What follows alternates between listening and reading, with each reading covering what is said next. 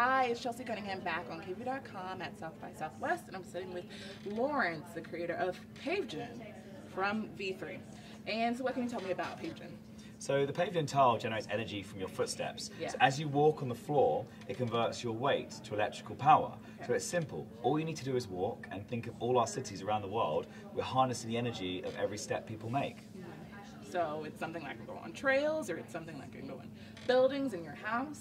Yeah, so it works in public spaces. Okay. So imagine airports, train stations, and recently we took it to the heart of Washington in a place called DuPont Circle. So now in Washington we have 300 foot of tiles.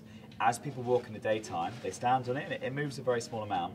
The energy is stored in batteries. So at nighttime, the lights come on from people walking. So it's almost like, imagine if your walk to work in the morning could power the lights during your walk home in the evening.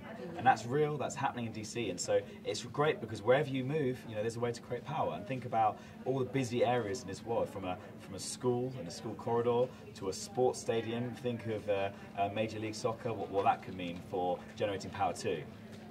So it would create power for the lights, air conditioning, running your TV? Yeah, so it works really well for lighting specifically. Okay. So it's not a technology where we're saying your footsteps will power the world. But I wish. That would be cool. Yeah, but we can take parts of the world off grid, if you like. So lighting works really, really well, especially with LED lighting. But the other thing that's really interesting is we use the data of people moving. So we know how many people are moving at certain times. So for example, in a retail environment, I know if people are going in or turning left or right. So we can help advise retailers on how their property can be designed. But then also further than that, we've created a digital currency. So the interesting thing about this is you walk into, say, an Adidas or Nike. Which one do you prefer? I'd probably go into Nike. So let's say a Nike store. You walk into a Nike store to buy some sneakers, and you walk in and it goes, hey, Chelsea, thank you very much for generating energy. You've made 51 footsteps. Those 51 footsteps on your phone know it's you, and I can reward you with money off your purchase. So you say, hey, your sneakers are now like $5 cheaper because you made footsteps. You created energy. So it's like rewarding people for what they do in We're just cities. basically doing a basic necessity, just walking to the store, walking home. That's really cool. All you got to do is walk. So it's like empowering the world for a footstep. And the really interesting thing about it we found is like, renewable energy is really important. Sustainability, that we know about climate warming, it's a huge deal. But with solar and wind energy, you can't really engage in it. You don't really know what's going on. But with a Pavegen, you stand on that. You're part of that solution. So we see children do it, and it hits them here, and they cry when they have to leave because it's so much fun of jumping on this tile and generating power. What if this was like featured in a marathon? Well, yeah. Hey, it's really funny you said that, right? Yeah. So we took it to the Champs-Élysées in Paris, so the most famous road in the world, and we covered it on the Paris Marathon. Yes. And what we did is we put 200 of these tiles on the ground, and as everyone came in on the final mile, they ran over it, and we used the energy, one, to show on a big screen how much power was produced, but secondly what we did is we used the energy and we donated it to a local school. So suddenly, all these marathon runners are actually helping make a difference outside of the marathon environment and making almost like social change. So it's a really interesting way of transferring that power from one environment to another. And I was reading that this product you guys had in 2009.